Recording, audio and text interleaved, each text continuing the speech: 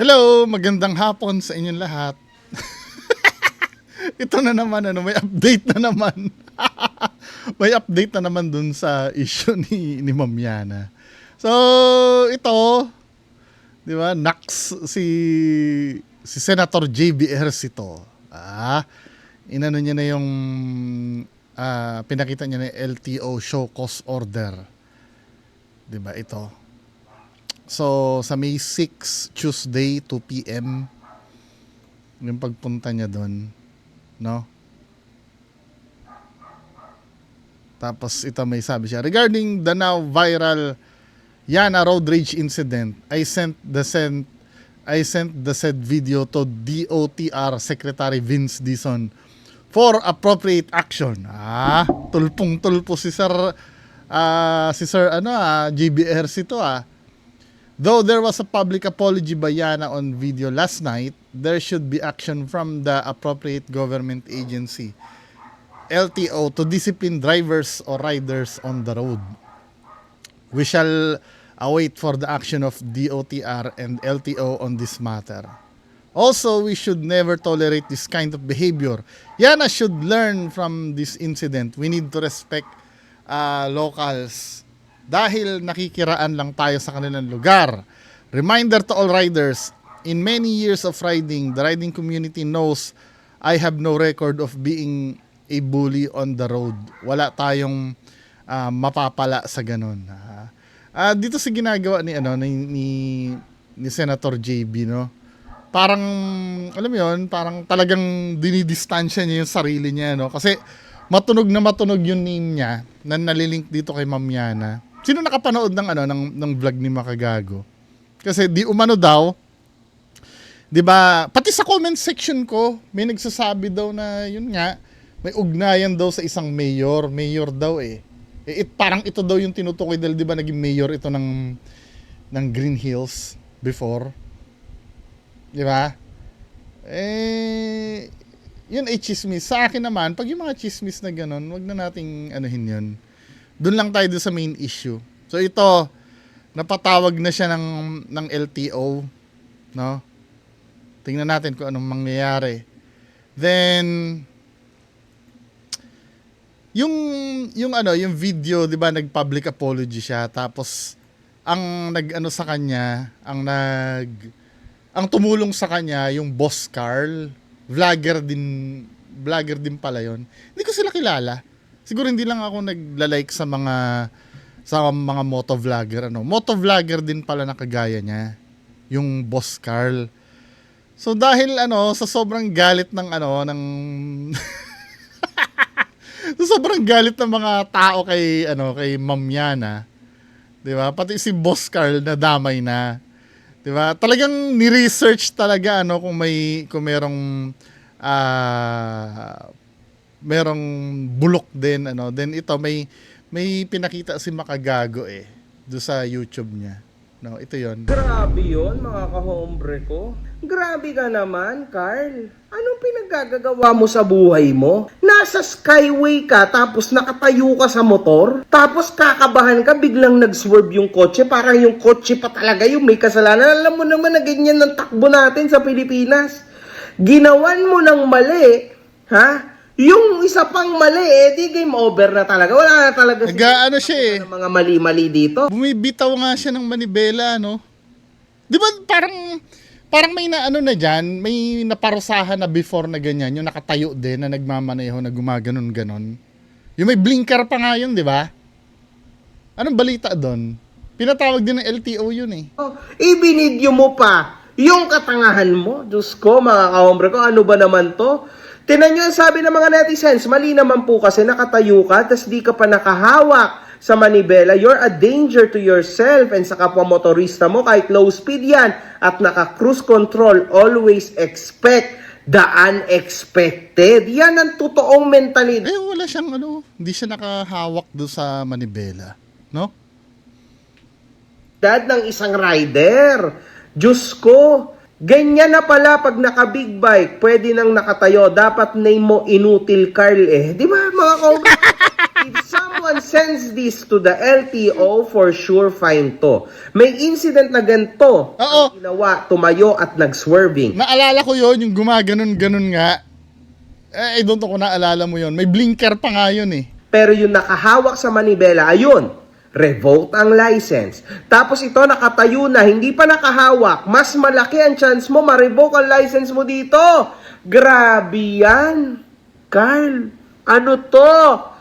LTO, i-check nyo po ito. Dumarami na po talaga ang mga motovlogger na ganito ang pinaggagawa. Ang weird nitong mga to, mga kahombre ko, halatang magtropa talaga sila. Yung kasiraan nila, sila mismo mag-upload. Kasi grabe na to, pwede ka na ditong makulong. Eto na yun, katapusan mo, pwede ka na makulong, pwede na ma-revoke ang Hindi license. kasi ito rin kasi ang problem sa sa mundo ng vlogging. Para maging angat ka sa iba or para meron panoorin sa'yo, you have to do something na na unique. 'Di ba? Meron ka dapat gawing kakaiba kasi halimbawa, kung ang i-vlog mo lang o pupunta tayo, let's say halimbawa nandito ako sa Caloocan, pupunta ako ng Divisoria, alam mo 'yun, parang boring ang vlog eh. Yung magdadrive ka lang ng matino, kailangan gumawa ka ng ganyan para may panoorin sa yung kakaiba. Siyempre, mentality niya siguro, galing-galing kita nyo, nakatayo ako, di ba? Without even thinking na, wait, yung ginagawa ko ba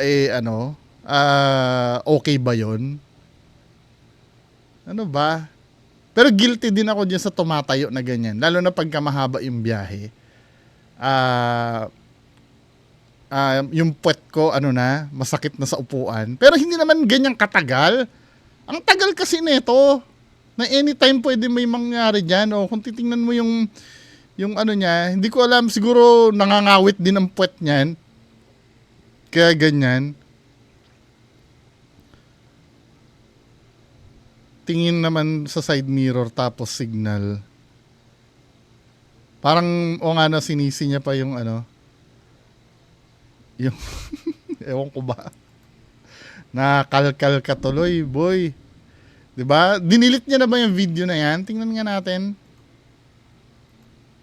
Ito yung page ni Boss Carl 6 weeks daw yun eh. Matagal-tagal na rin Matagal-tagal na rin. Tingnan natin yung video. Mukhang magdi-delete ka ng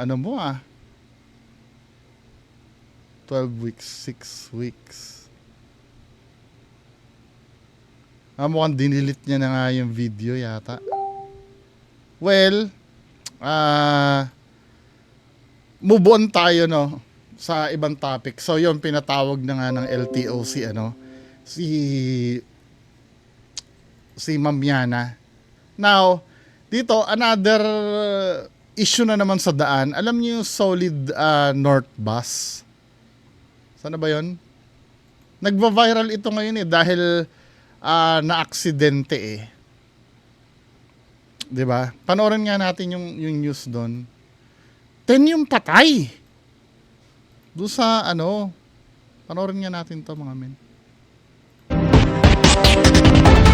Pinasususpindi ng Department of Transportation ang kumpanya na nag-ooperate ng bus na nasangkot sa karambola sa Subic-Clark-Tarlac Expressway o SCTEX. 10 ang patay at lagpas 30 ang sugatan sa malagim na disgrasya. Saksi, si Rafi Tima. Ayun Nakita ko yung niyan, yung footage niya. Hanapin niyo sa dito naka-blurred eh. Hanapin niyo yung footage niyan sa FB. Nakita mo parang sinandwich yata yung dalawang malalaking sasakyan, yung van ba yun, yung nasa gitna. Panoorin nga natin. Kasi itong container truck na to, naipit niya pati yung bus, yung van. Ito ang nasaksihan ng mga napadaan sa SCTEX northbound Ayun, sa Toll Plaza ng Tarlac pasado tanghali. UP ang mga sasakyan. Sinandwich. Kung saan may mga taong naipit. Sangkot ang 2 commuter van, isang kotse, closed van, at ang Ay, ang dami palang ano. nakabanggang bus na biyaheng Cubao-Lingayen. Ito pong bus, ito po yung bumangga doon sa 4 na vehicles na nakahinto na po sa toll plaza ng SCTEX. Hawak na ng pulisya ang driver ng bus na sugatan din sa insidente. Ayun oh. Base sa investigasyon, Sinandwich yung mga maliliit na sasakyan, no? Driver po ng Solid North Transit na Naka-idlip daw yung bus driver po ng Solid Transit na siyang bumangga doon sa mga sasakyan. Yan dapat talaga mamahinga no? Bago, kung alam mo kasing may trabaho kang ganyan, dapat may sapat kang pahinga Kasi yan yung trabaho mo, men Naka-idlip si kuya. bangga doon sa mga sasakyan. Sa pagkakaidlip niya, dahil full speed po siya, so kaya po hindi niya namalayan na approaching na po siya doon sa SCTEX toll plaza. ayon sa mga otoridad, 10 ang patay. Karamihan sa kanila ay sakay ng nayuping van. Ilan sa mga nasawi? Van yun ito. May 30 naman ang sugatan at isinugod sa Tarlac Provincial Hospital. Isa sa kanila ang driver ng nayuping van na kritikal ang kondisyon. Sa tindi ng aksidente, pahirapan ng ospital na kilalanin ng mga biktima. May mga nakuha raw silang ID mula sa mga nasawi na mula pa sa Antipolo City. Hawak ngayon ng ospital ang mga cellphone ng mga naaksidente kung sakaling may tumawag na kaanak para maibalita sa kanila ang Hindi pa alam nangyari. Nasa labas naman ng emergency room ang mga bag at gamit ng mga biktima. Isang batang lalaking edad 2 hanggang 3 taong gulang na may galos sa paa ang inaalagaan naman ng mga kawani ng Philippine Red Cross. Ayon sa mga otoridad, iyak nang iyak ang bata at hinahanap ang kanyang mga magulang na dead on the spot sa kotseng kanilang sinasakyan. Mula sa pinangyarihan ng aksidente, umabot sa 2 kilometro ang traffic sa northbound lane sa SCTEX. Yan ay matapos ipasara ang linya kung saan nangyari ang aksidente. Ay, ako, tapos meron pa ito, nagba-viral, mga kababayan ko, ito na videohan to ng pasahero. I don't know if it's the same bus. Same ba ito ng Ayan kung papanoorin mo. Sagad 140 kilometers per hour.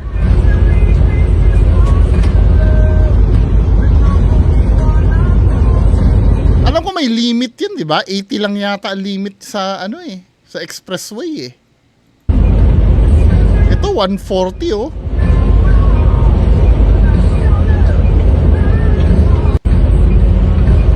Sagad.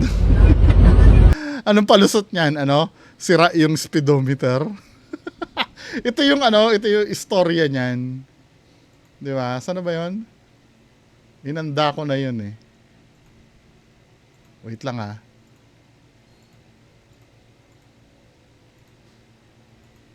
Ito yung istorya ito ay pinasa sa Visor. From a reader, hello Visor, mabibilis talaga yung mga driver ng Solid North Bus. April pa naman to, ibang bus. April pa akyat kami ng Baguio. Nag-commute na lang kami para less hassle. Sobrang bilis magpatakbo, babad sa 140 kilometers per hour sa Tiplex. Sa takot ko, nag-message ako sa page nila. Sinend buong video ng driver nila. Not sure kung tinawagan talaga nila yung driver. Di ko sinita yung driver kasi kasama ko ang mag-ina ko. Baka mapaaway lang ako. Never again sa Solid North Bus. Diba? Ito yun Habang bumabaybay sila, sinend niya yung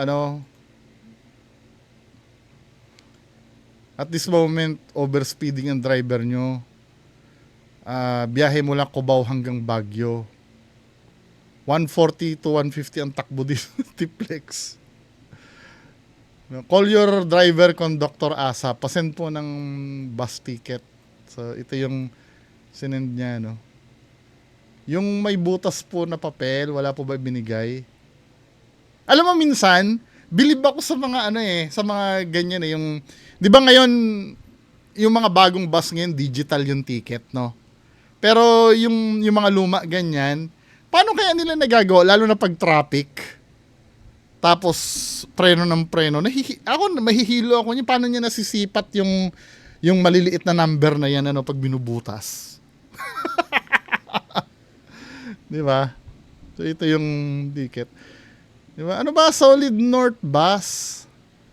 pag driver ka kasi nakasalalay sa yung ano yung buhay ng yung mga sasakay sa hindi pwedeng pa yung nagmamadali ka, 'di ba? Okay lang sana kung ikaw lang yung mamamatay sa ginagawa mong kapabayaan katulad nun.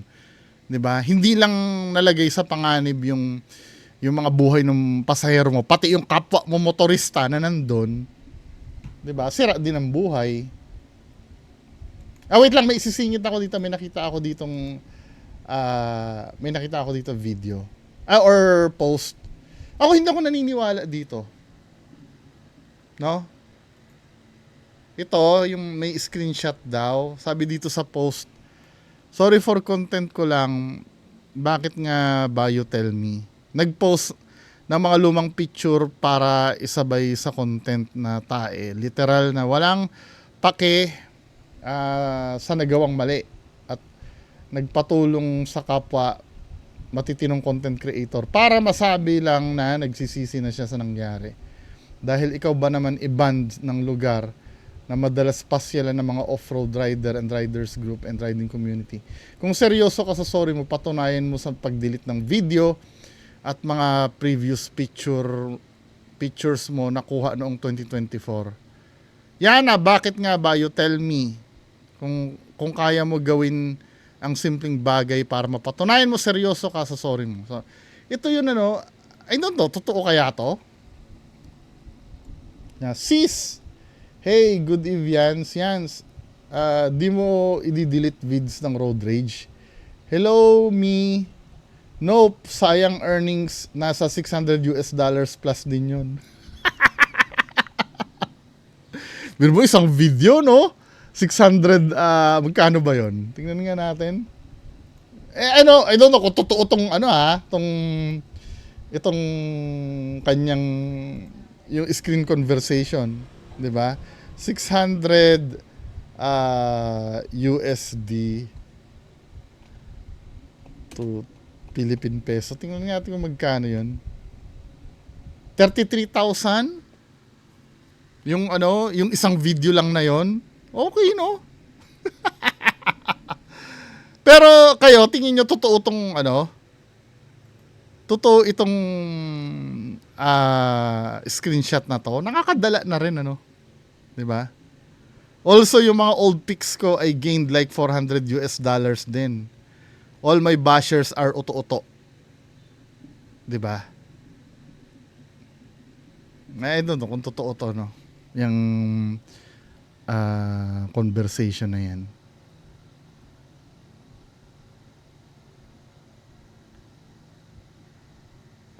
Kung kasi nung time na nag-public apology siya, nasa 300 plus na yung kanyang subscribers Kung i-delete sa bagay, no, baka earlier to, kasi nakalagay dito 287k pa lang. Anyway, kung totoo man 'yan, grabe ka naman, 'di ba? Mas inuuna mo pa yung kumita. Now, next video tayo. Good vibes tayo mga kababayan, no. Meron lang ako nakita, nagva-viral din itong video na to Natawa ako dito kasi nakarelate din ako dito. Although na hindi naman katulad nito kasi yung nanay ko nung araw do sa bahay namin, ganito din ang gawain. Ito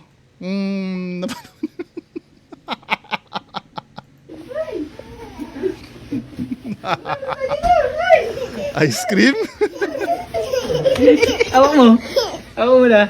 Open ha, open. Ano gusto mo dyan? Pwede mo?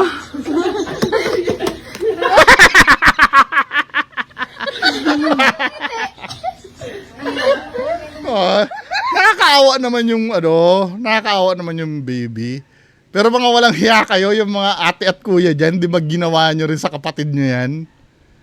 Ako hindi naman ginawa sa akin yan, pero nakarelate ako kasi nanay ko mahilig sa ganyan. Na maglagay-lagay ng ganyan. Kasi naalala ko nung nasa nung nasa lumang bahay kami dito sa Valenzuela, no. May birthday kinahaponan. Ay yung yesterday. Kahapon. Kinahaponan, tama ba? Hindi, kahapon, may birthday. So, ina-expect ko, kasi may pasok ako eh. Di ba? Sa Fatima ako nag-aaral eh. May ice cream doon. Tapos pag uwi ko ng bahay, syempre, inaasahan ko magpapalamig, no? Ice cream. Pagbukas ko nung plastic container, isda ang laman. Ito naman, nakakawa naman yung bata. Ba't ganun? Tiki, sabi mo. Tiki. Wow, buddy. Dito, webo ka na, webo. Inano naman, ibig ko sabihin, binawian naman nila. Marami siguro netizens ang naawa, no? Katulad dito isang sabing gano'n, bilhan nyo yan ng ice cream. Ina, mahal ng palit ah. Ano to? Ice cream. Cute din eh, no? Excited eh.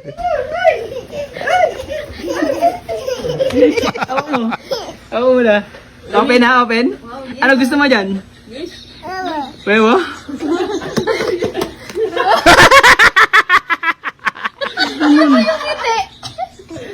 Pati yung meron pang isa eh. Nanay ko din ang salarin eh. Kaya yung nanay ko namumuro na sa akin eh. Alam mo yung container ng biskwit, yung bilog. Pagbukas mo mga sinulid at karayom ang laman. Ang hilig mag-recycle ng ng mga container eh. Anyway, so proceed tayo sa next video. Ano to? Ay, yung nagliyab na ban. Oo, nabalitaan ko to. Tingnan natin, lagyan natin ng sound.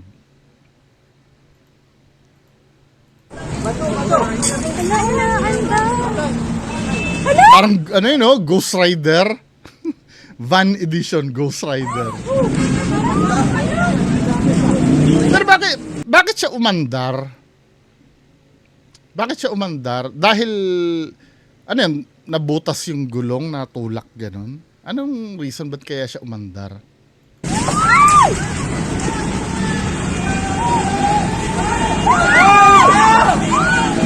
Kadalasang problem niya sa wirings or sa battery.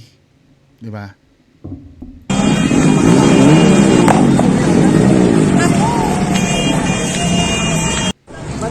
Buti walang nabanggang sasakyan.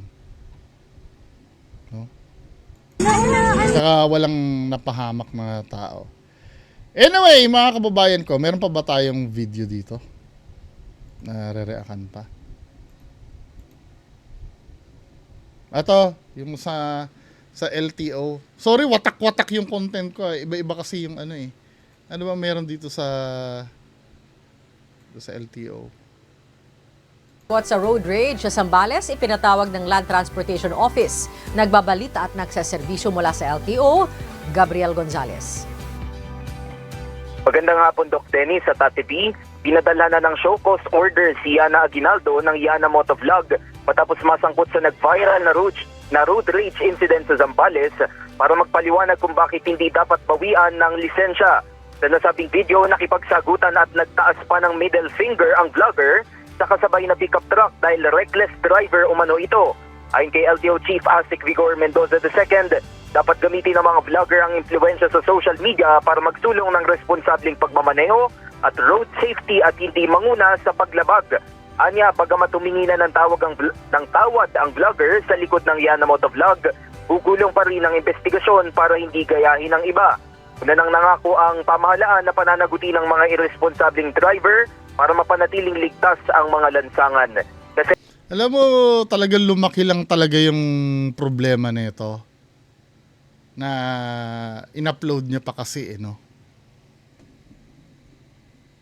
Kumbaga kung wala namang yun, I mean, yung away-away na yun, nangyayari naman talaga yun eh.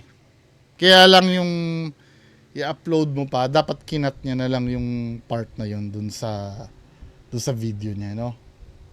Lumala, patuloy na lumala. Anyway, mga kababayan ko, Yan lang po muna ang pag-uusapan natin ngayong hapon. Magandang hapon sa inyong lahat. Bye-bye.